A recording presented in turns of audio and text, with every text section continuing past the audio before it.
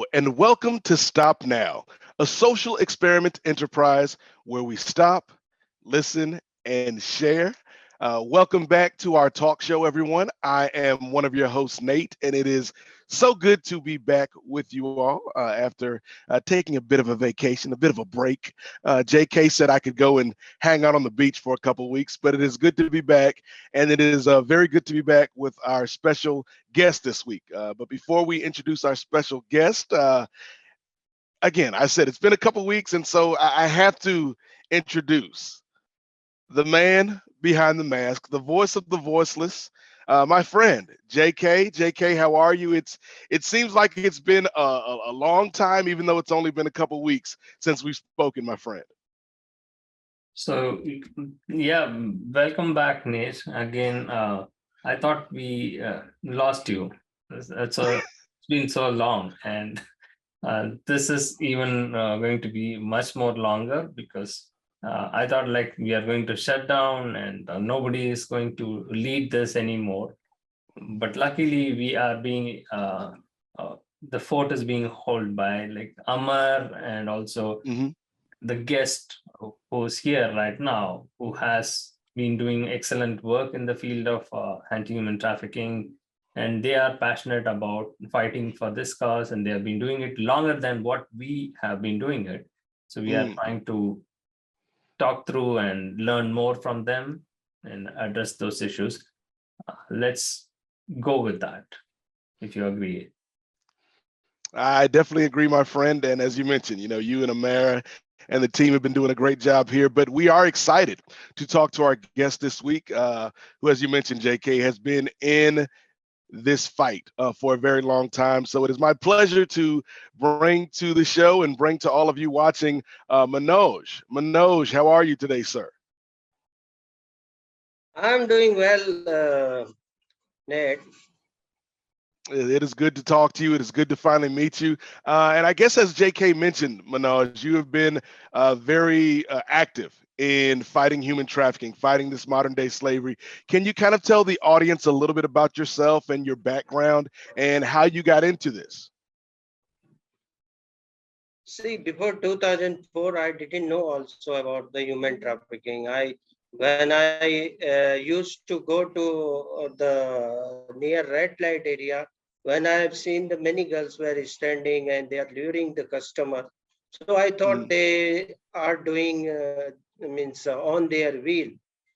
But when I came to means connection in an international organization, which were working in sex trafficking in India, and it's an international organization and a very well-known organization. I feel they are a very expert in anti-human trafficking. So I learned from them about the human trafficking and especially the how the sex trafficking mafias operates. So mm, I got training with training from them how to gather the information and how do the undercover investigation, stings operations.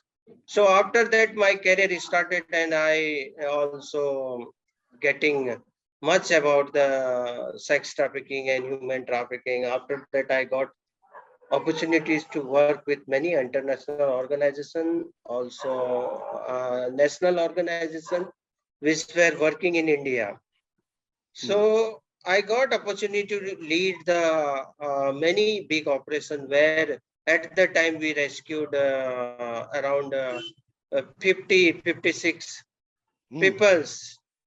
They were in sex slavery and more than 35 girls were below 16-year-old that were brutally exploited and been abused.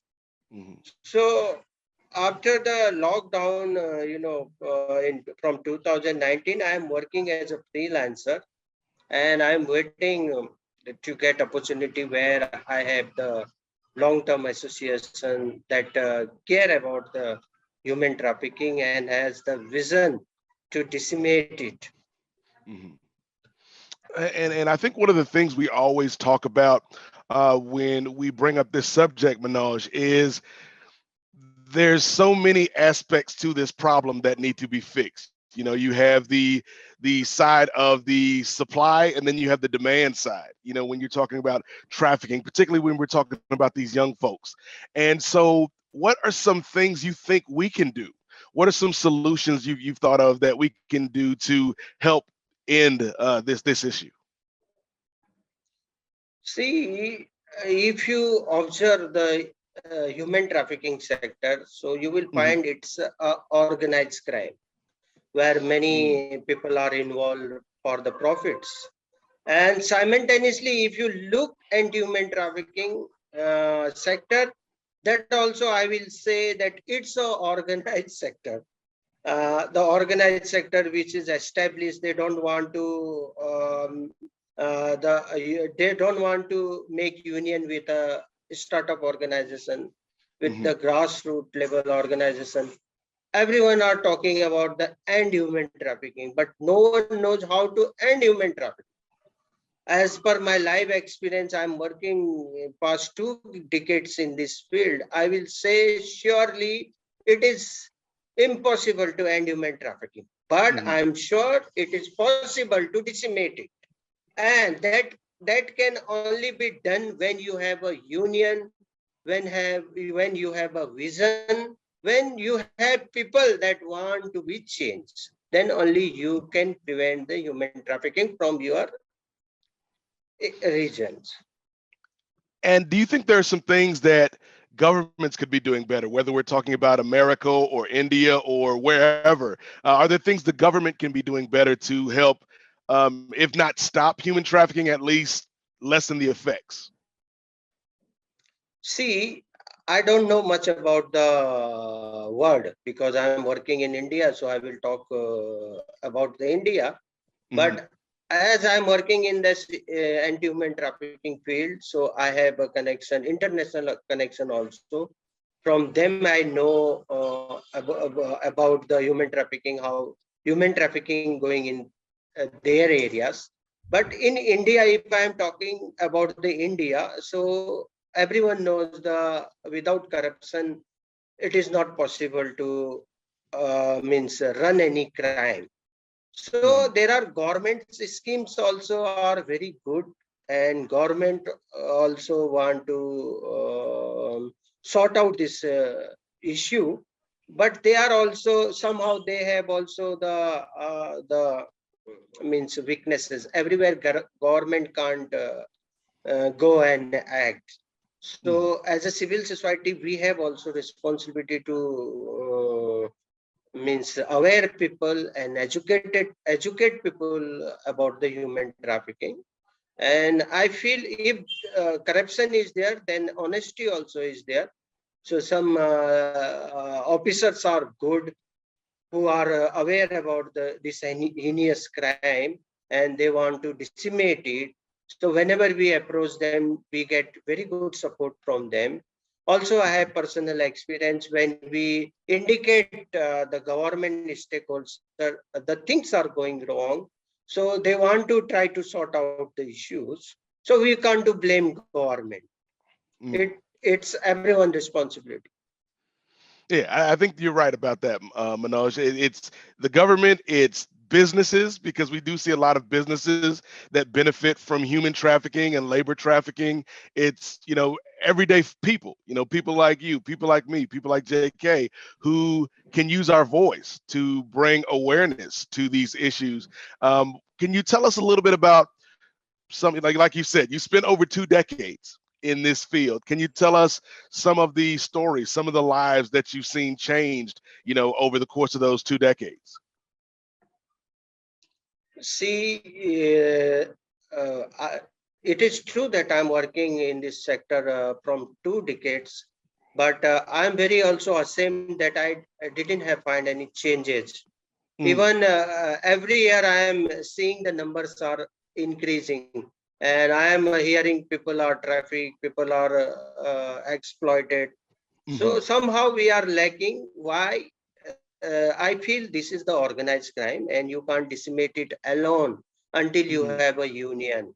So, as per my experience, I feel that if you want to tackle this issue, so we must have a strategic programs that always I tell the 3D models. So 3D, if I talk about the 3D model, so I talk the empower, justice, and breaking the cycle of crime. If we are just rescuing people and we are not empowering them and we are not supporting Mm. them, so how we will say that we provided them the justice? If we are Mhm. not breaking the cycle of crime, so how we are believing we had protected children whom we rescued? Because there are 100% chance the because of poverty, because of non-support, the freed life also gone back to the traffickers. So Yep. we must have the long-term programs. That's why I always talk about the 3D model and the MDRU concept.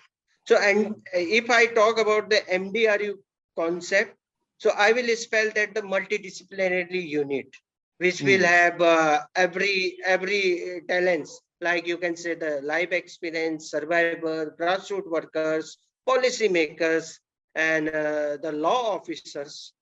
So these models are the you can say that will bring the changes in this sector. Mm. I like that. I like that a lot, Manoj, because oftentimes when we talk to either people who have survived human trafficking or people that have worked with survivors and victims, they always tell us it's not one thing. You know, it's not enough just to get them out of that situation, but there has to be, you know, an opportunity to empower, an opportunity for them to grow and move beyond that experience. I like that a lot. But I think what I'm going to do now is I'm going to steal a page from JK's book. Like I said, it's been a few weeks since I've talked to JK, and one of the things he always does, Manoj, is he plays devil's advocate with our guests. And so, you know, you mentioned the numbers. Even though there's a lot of good work being done and a lot of organizations, the numbers keep going up and up and up. So why do you keep fighting for this cause when the numbers keep going up and up? Like what keeps you going? See, I feel that that if I can contribute from my side, and Mhm. I am able to save any lives, and I see that life has transformed, so it's motivate me to Mm. continue your fight, and I get hope. Okay, one day will come when we will have an union that have objective just to decimate and eradicate the human trafficking. Mm. It reminds me of the story of like the little boy with the starfish. You know, when he's throwing the starfish into the ocean, and then the old man says, "Why are you doing that? Because they're just going to keep washing back up." And he's like, "Well, it mattered to that one starfish, and you know, you can't Okay. stop everything, but it matters to that one person that you help." And so I agree with that, Manoj. JK, are you angry that I stole your role as the devil's advocate this week?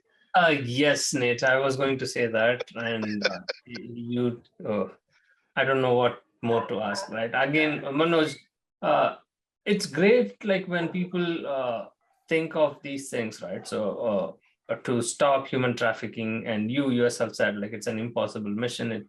You are trying to dismantle, and various agencies, right? Governments or international organizations are involved in it.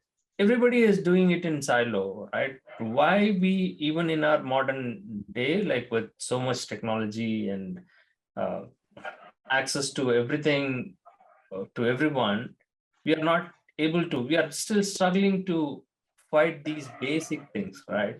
So forcing people to be on labor or even on sex.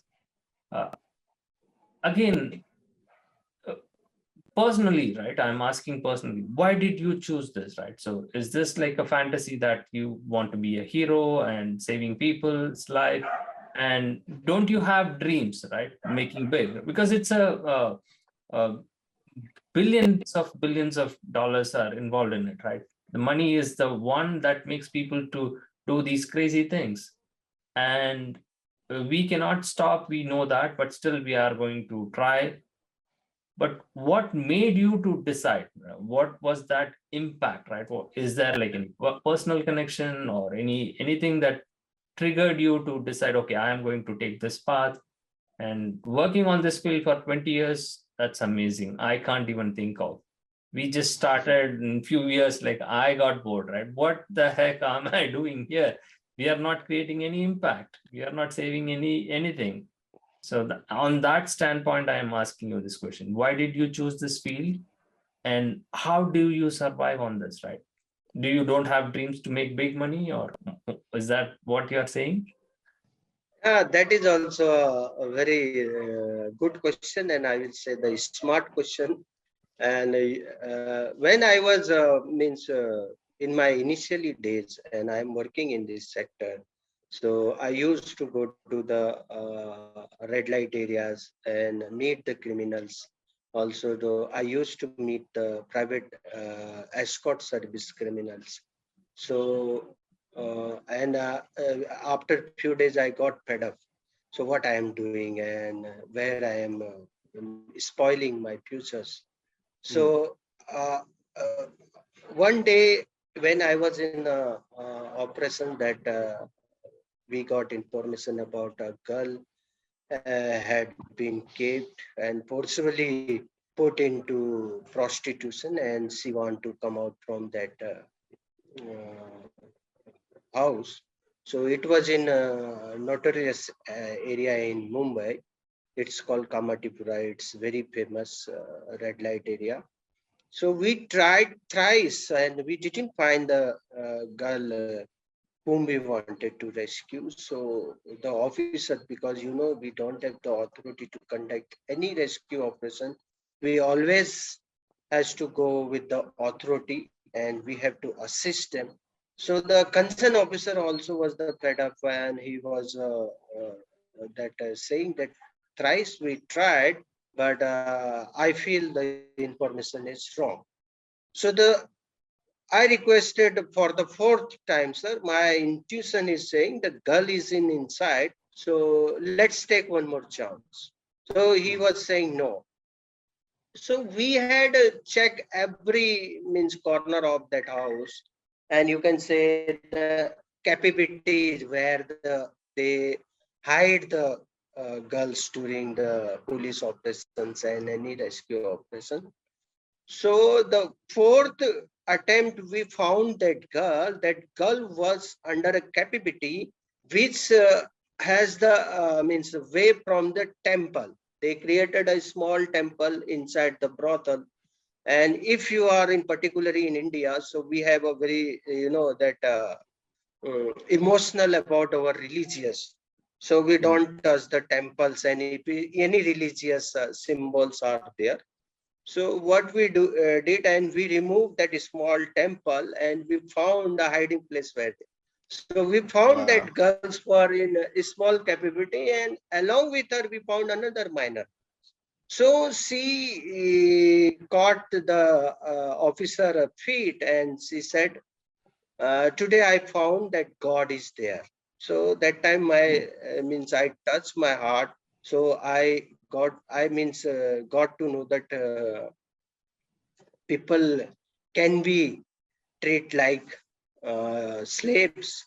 So from there, many incidents happen in my life, and where I encounter with many girls, and got to know how the people get trafficked. So it motivate me to, okay, you sacrifice your life for them, and whatever you are living things that God will provide. So I never bother about the good future and good life. But whenever I do I conduct a rescue operation, and I been to save a life, so I feel the blessed. So you can say the these Mm. means inspirations keeping me in these sectors. Wow. Unbelievable, right? So, though it's a true story that creates an impact, yes, personally, something that touches you makes you to Mhm.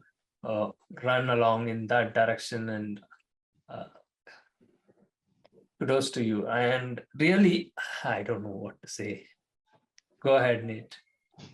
Yeah, I mean, and it was just it sounded like a scene from a movie, JK. And I think, when you talk about these moments, and impacting lives, and just the lives that can be changed through the work that you and others have done.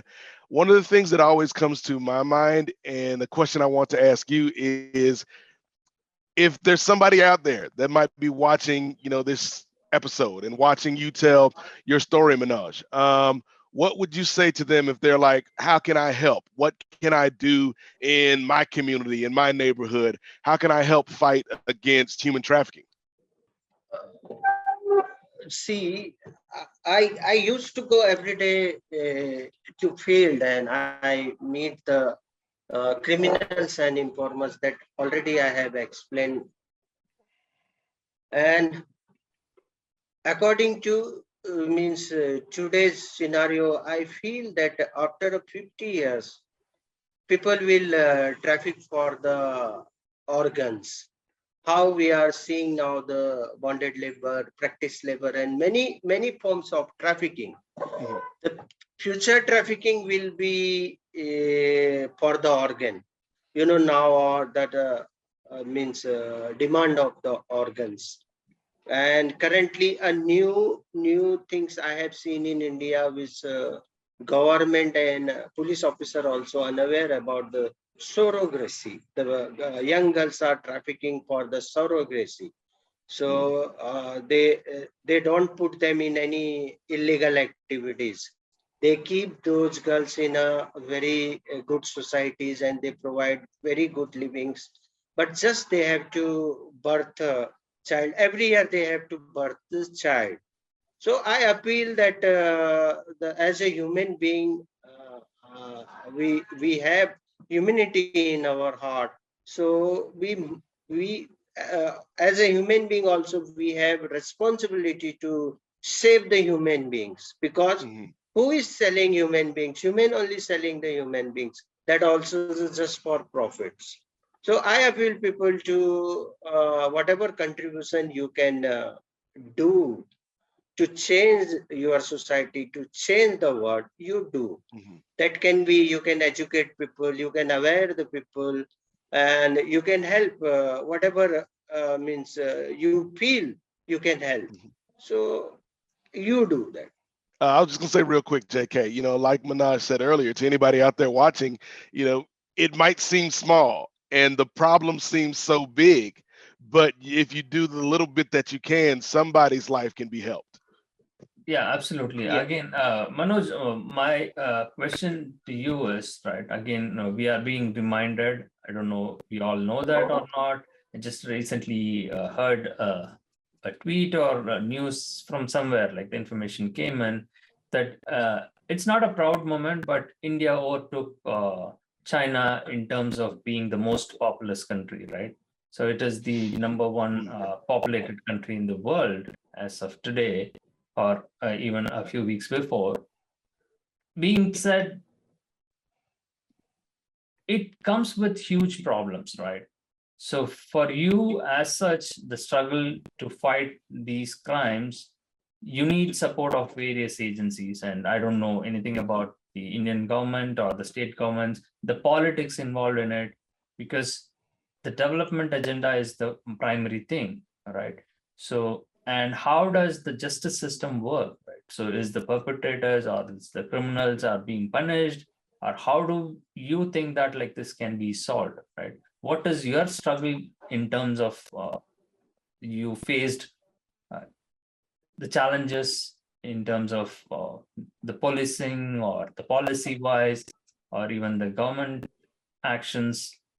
Can you talk about that? See, if I don't have the end-to-end strategy, and I don't have a long-term program, so I feel I don't have to be run human trafficking, anti-human trafficking movement. That's why when I speak earlier, so spoke about the 3D models and the MDRU concept. Mhm. Without the trafficker, you can't have trafficking.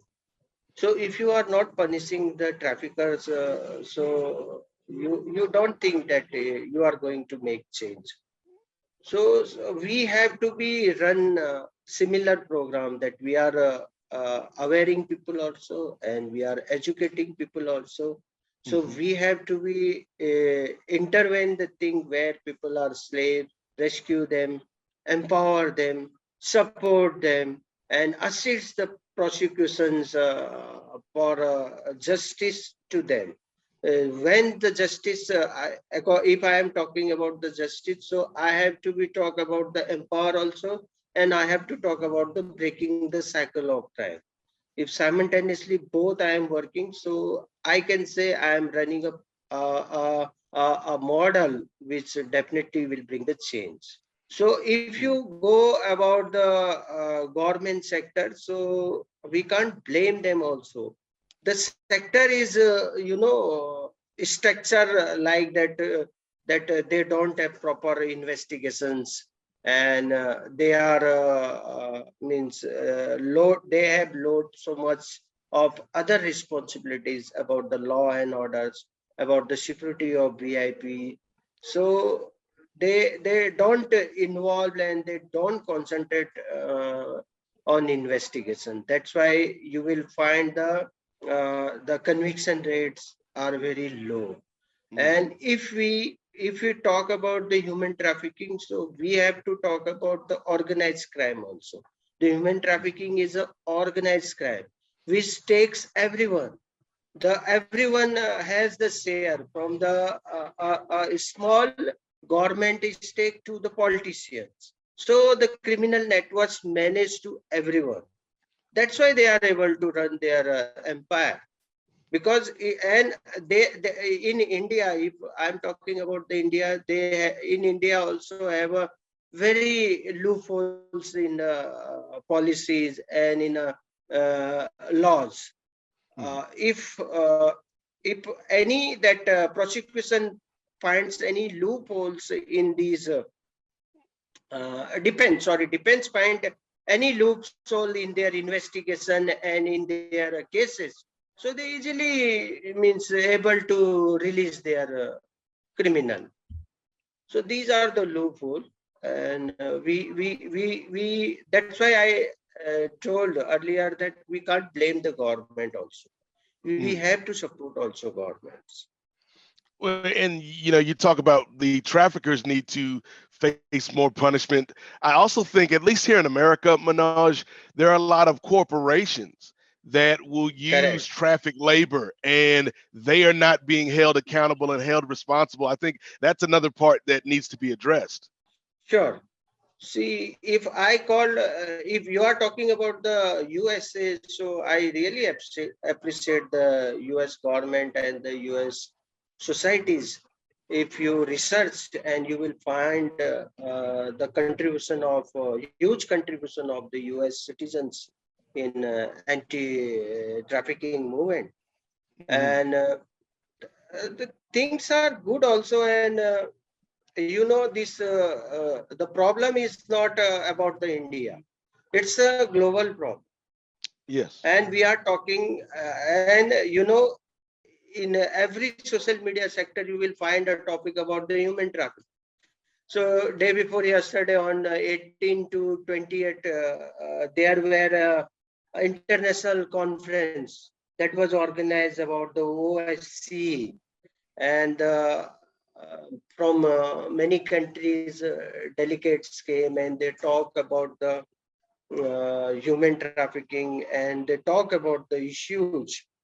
But I request them to, if you are talking about the topic, so you must talk about the solution also. How we are going to prevent the people, how we are going to sort out the things. If every year you are finding the number are increasing, it means we are very weak in front of the criminal networks. So if we are talking that we have to understand that our fight is with the organized crime. So without organizing self, you can't fight with the organized crime. Manoj, there is a visa category in USA that is called H1B. So people who are coming USA by H1B after a few days or 1 year or 2 years after, they are facing different problem, and they are abusing in different ways. And those few days ago, if you will see in our Stop Now channel, there is a victim came. His name is Krishna. He told about his history. So, what's your thought about those victims who are H1B? No, I mean, he is saying that even people who are well educated, who come abroad, right? It's not the simple thing, right? So they are not being dragged to as a laborers, but still being an engineer or a doctor, coming on a visa in a coveted program, a specialty occupation, and then they become a human trafficking victim. So what do you have to say about that? Like, how do we even address those issues? When at a higher level itself, anybody can become a victim and be trapped into it. So there is no hope for people who are poor and less privileged and women and children, right? So they can be easily controlled and manipulated. When men who have more power and more voice, they themselves get trapped. And what do you have to say about that? That might be the way to look at it, because he is referring to, Amar is referring to one of our victims' story in our previous episode. He just mentioned that how he has become a human trafficking victim in US, and he is still fighting and struggling to get justice. It's not new. It's there is no exception.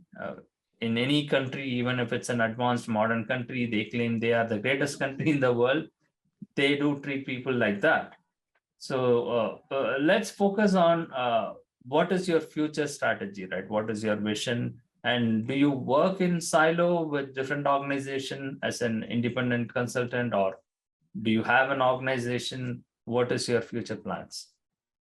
My future plan, if you go to my LinkedIn profile, where I always write about the ongoing things, and whatever I writes after what I have seen that day. As an undercover agent, I actively approach the criminal networks, as we have the techniques. So I feel that without a union and without a focus, you can't say that you are going to change the world. So my future plan, currently I am working as a freelancer, and whichever organization approach me for research and for the intervention and training, so I involve that. But I am looking I am looking to that organization which have a similar objective that I feel. When I talk about the 3D model, so I have a clear plan after implementing that 3D model, what changes will be there and how can we tackle the ongoing issues. So I'm waiting and hoping so somehow people will associate and they will support the programs. Yes, we definitely want to support you, Manoj. We thank you for taking your time out to talk with us this week. And I think you hit on a key word there, because all episode long, you've been talking about one of the things that fuel human trafficking and modern slavery is organized crime. And so the criminals are organized. The criminals have a network. They are unified. So if we want to help fight this and help end this maybe someday, we need to be unified as well. And everybody can play a part in this. So Manoj, again, we thank you so much for talking with us and sharing your story. And we definitely would like to talk to you again down the road, sir. Thank you so much. Thank you. And of course, Amer, thank you as always. And JK, always good to see you. I'm back from vacation, and this was a great conversation to have back at my first day back at the job, JK. Thank you, Nate. Again, that's wonderful. Yes. And we want to thank everybody for watching. Bye for now.